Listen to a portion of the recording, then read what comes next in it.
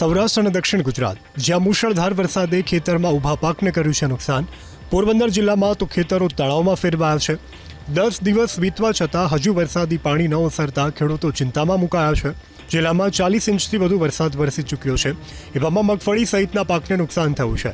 ખેડૂતોની માંગ છે કે સરકાર તુરંત સર્વે કરાવીને વળતર ચૂકવે. આવી જ સ્થિતિ છે દેવભૂમિ દ્વારકા જિલ્લાની. અહીં પણ ખેડૂતોની મહેનત પર પાણી ફરી વળ્યું. મગફળી, જુવાર, તલ, કપાસ સહિતનો પાક પાણીમાં ગરકાવ થયો છે.